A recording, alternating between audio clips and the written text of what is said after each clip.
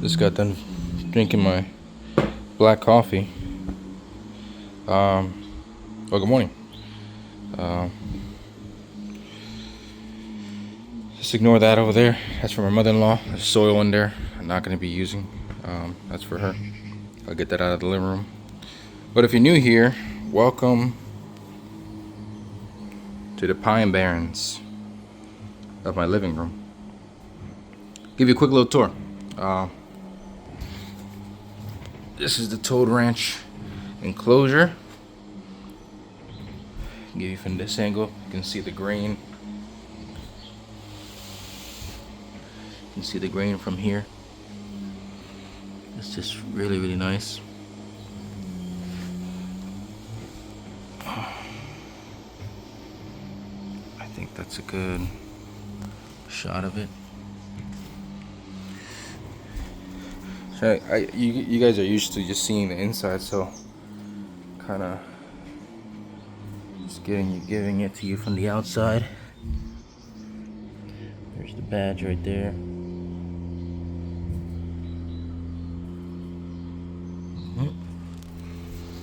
It's actually like wood grain, actually indented there. So yeah, that is the Toad Ranch.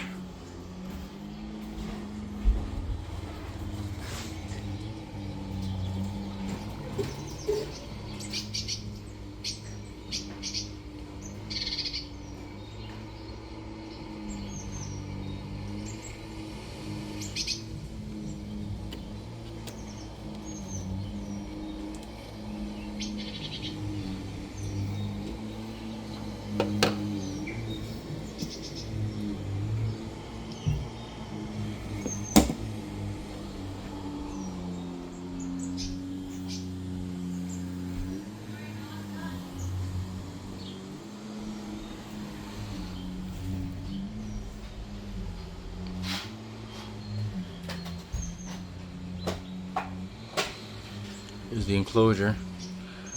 I added a lot more sand in it. So I say it's 75% sand and 25% soil at this point with the consistency that I have. There's some tunnels. So you see, this is very, very deep. To give you an idea, look in here. Hopefully you can see that, pick that up. It's pretty deep in there. Esther's in there. She's tucked in there. Let's see. It's just deep in there. That's 2 feet long.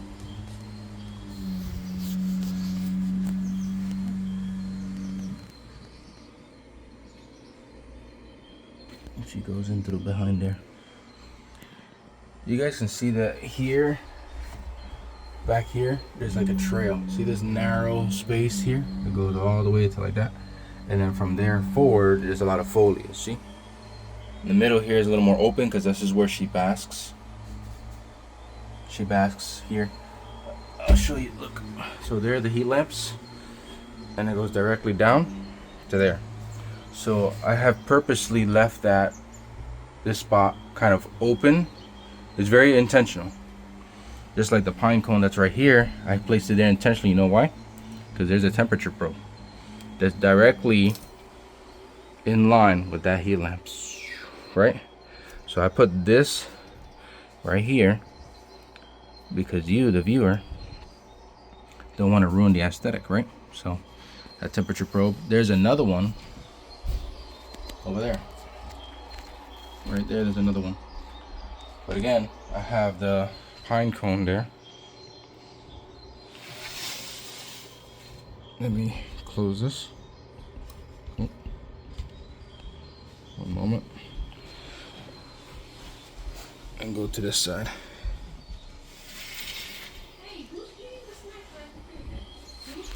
So put this a little more right here. Like that. That way it doesn't ruin that aesthetic. But yeah, here's another angle of it. So you can see the middle here, just this section here, just this section right here. I have it open, but you can still see it's not just like barren. It's, you know, the pine needles are there. which I collected from the pine barrens myself. You got yellow heather plant, you got blueberries, grass plants, different ones, ferns, branch over here. So yeah, got this log.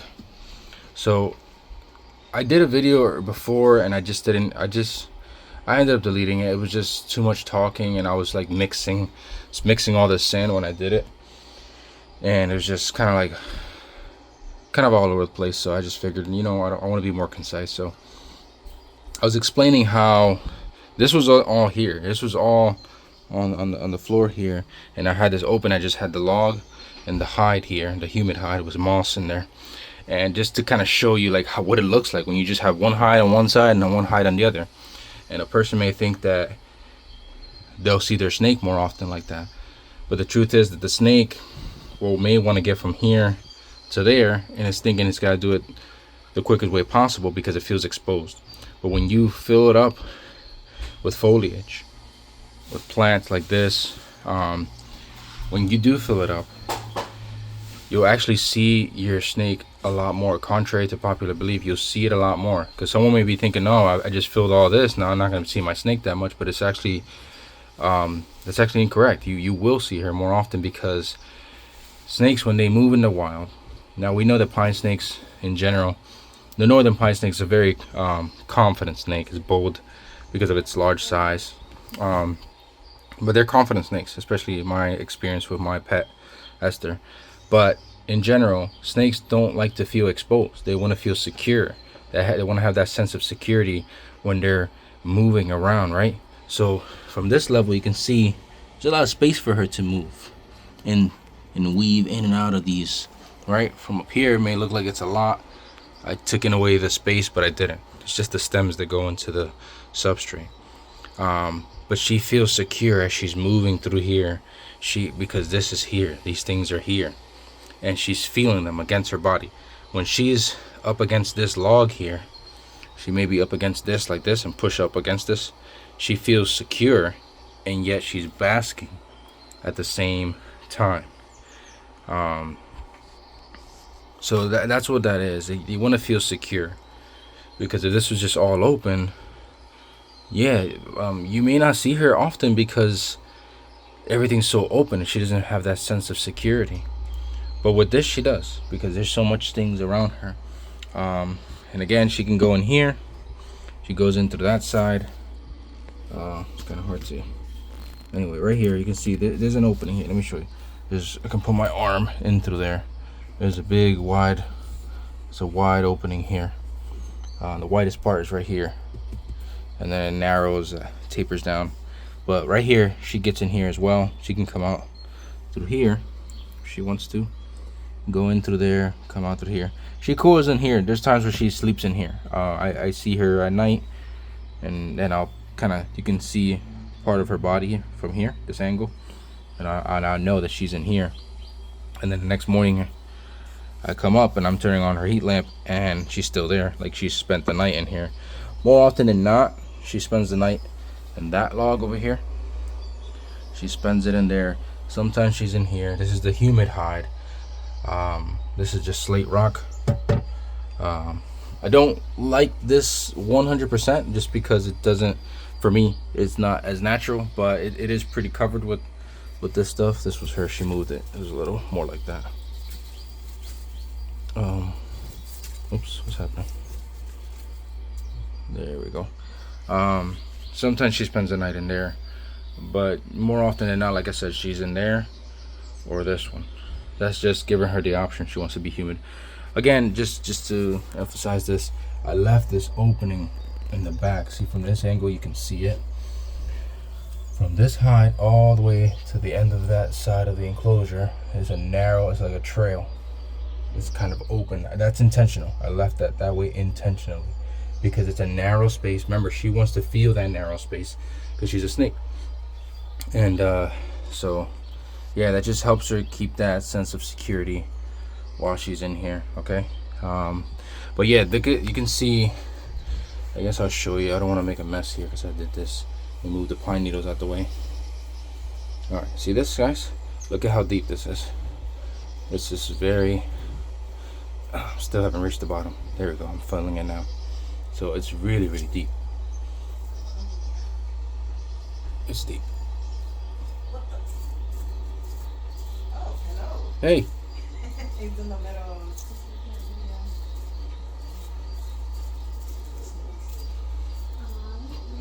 Anyway, there you can see. So look. But yeah, you'll see your snake more often when you know, when you dress the enclosure. You'll see her more often. You will. You have to just take my word for it, or just figure it out for yourself and see. You'll see that you'll be able to see her more often, and it'll be a benefit to you and a blessing because you'll be able to enjoy her. That's pretty much it for now. Those are her lights, UVB light across there. That's a low wattage one too, by the way. It's not a strong one. But yeah, that's what we got. Just revamped it a little bit. Also for the book, let me just close that there. For this book, I would say anyone that owns a pine snake, I recommend they get this book. The Natural History of the Northern Pine Snake, 50 years of research on its ecology, behavior, and conservation. You can just pause it here. But yeah, we look to God's creation, nature, to inform us about how to be good husbandmen, you know, and caring for our animals, God's creation. So this has a wealth of information. It'll help you. It's really good. I got another one coming actually by Robert Zappalordi. This one's like, oh man, this is crazy. Like, this is a pine snake that was found. It was up in a tree. 50 feet in the air, a pine snake. It's kind of hard to focus on that, but there's a woman who climbed all the way up there to read the tag. But it was up in the air, a pine tree, 50 feet up in the air. Incredible. Yep, it's just, see, you can see here, this is me just mimicking. Oh no, I lost the page. There's another pine snake there. Oh, here it gives you an idea. There's that yellow heather. See what it looks like there. Northern pine snake there. It's just a really good book. It's really, really good. Their prey. It's a pine snake climbing up there.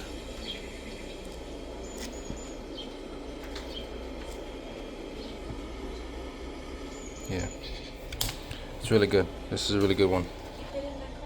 I think you should have it if you own a northern pine snake. It's a wealth of information in there. Really good. But yeah, this is what I got. This is just pine cones here. Some. This is what I used to weigh Esther with, a gram scale. These are her feeding tongues, obviously. I use this to pick a poop. Temperature gun. Should have the light. There we go. Yeah, temperature probe. Where's the? Oh, there we go. Yeah, it's just my supplies there. I just got them putting pine cones in there. They're pine cones. Lights back there. But yeah, that's pretty much it. That's pretty much all I have. I just redid it. Took everything out, mixed all the sand in there with the soil that was in there. And she's in there. Sorry, I can't show you her right now because she's in there. She's tucked in there. And the way she's tucked in, you can kind of see her from, let's see, Oh yeah, for those of you that don't know, this is 6 feet long, 3 feet wide, and 3 feet tall. Let's see if I can get her angle. Can you see that? She's right there. You see her coil, part of her body there.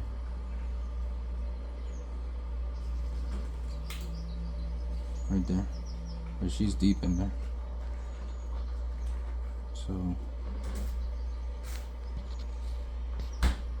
yep.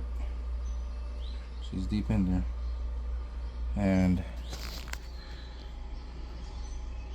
yeah, I would say it's safe to say that Esther, she's really happy in here. She roams around all this. Right now she's tucked away, but she does roam all of this.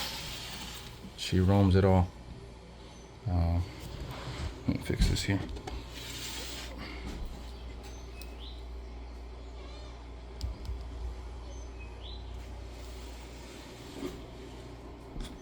Oh, it keeps getting stuck, sorry. There we go. Yeah, she roams all of this.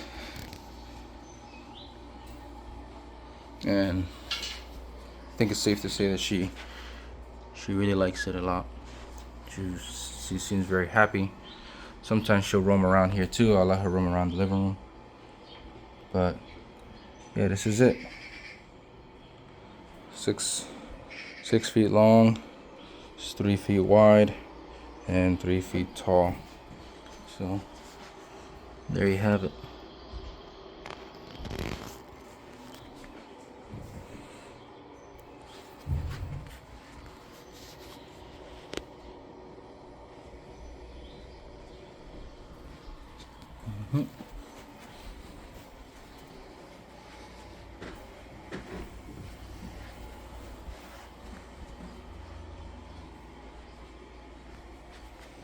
So you guys can get an idea.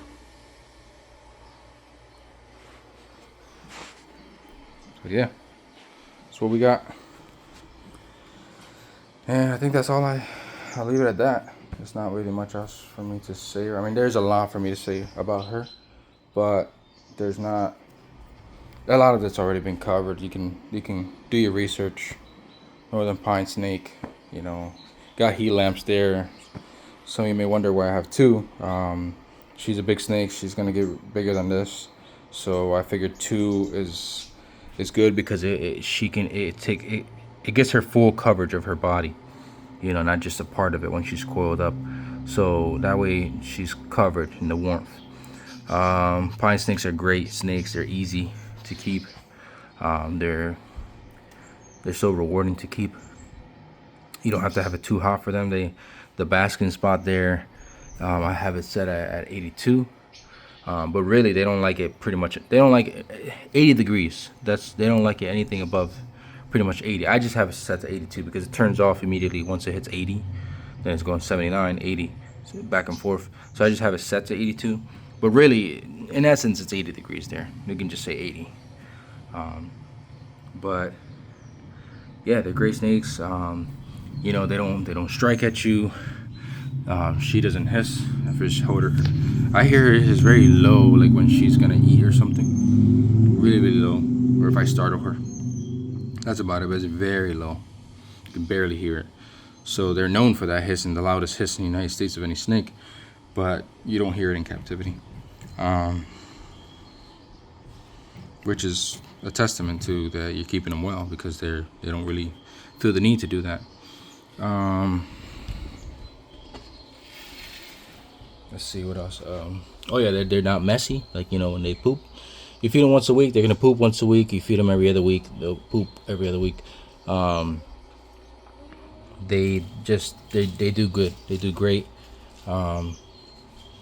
Their poop isn't messy. Like, they're not smearing it all over the enclosure or anything.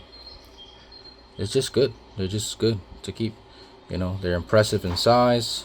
Their temperament is like great temperament.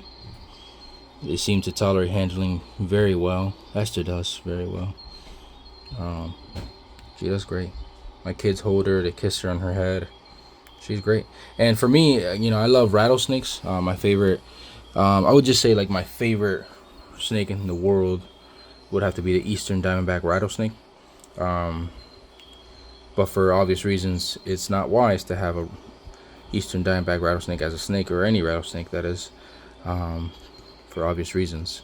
So the next best thing I think is a pine snake, because when you feel an adult northern pine snake in your hands, then you'll know what it feels like to hold a rattlesnake, because they have keeled scales.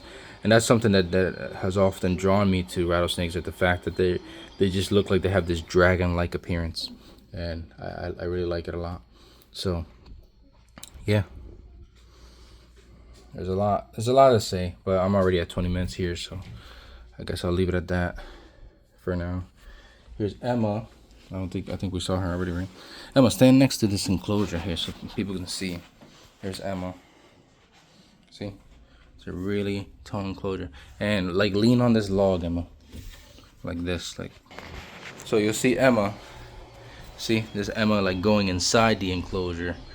It's huge, you know. Just gives you an idea. See how big this enclosure is? Like, that's my daughter. She's 7 now. And looks like she's in there. How far in can you go, Emma, without getting in the sand? Let's see. There's Emma going in. Yep. So we're all the way over here, and Emma's over there. So yeah, looks like she's in there now. Looks like she's in the wild now. Yep. So yeah, it's big.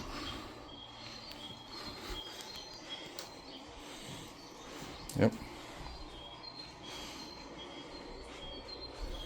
Alright. Shalom, guys. That's it for now.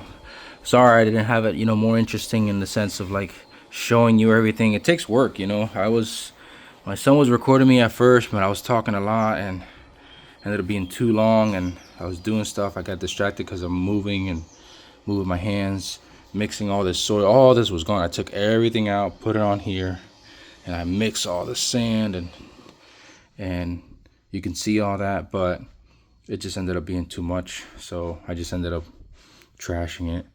So that's something I guess you guys won't see. Maybe next time when I do this all over again, months down, maybe a year from now, I don't know. But I'll do another video, of course, once I see her out and about again. Maybe I'll do one where I take her out outside. But yeah, that would have been good. And sorry, for those of you that want to see her in a recent video, I could only show you her coiled up in there. That's the difference, that I just did it. Normally I wouldn't mind just lifting up the log, but because I just did it and it's like deep into the sand, the soil substrate, I kind of don't want to mess it up, so I just leave her in there. But normally I would just lift it up. Like, there's times where I've just lifted up because I want to take her out and see her, but she's tucked way in there and I just did it, so I don't want to mess it up. And that's just laziness on my part, because I could just push it back in and put it exactly the way it is. But I just kind of don't want to do it. So, sorry. I apologize for that. But yeah, that's it. Yeah, there's so much to say. It's a great snake. It's, we always wanted a big, impressive snake, but nothing like, I didn't want like a large python, with big teeth or anything like that, or that striked a lot, or this, could be unpredictable, or just kind of pooped everywhere. I don't know, like, this is the one. This is the one for me. And I'm writing an article on her, so I put my thoughts on paper a lot better than talking kind of like on the whim, off the cuff. But that's it. That's all we got.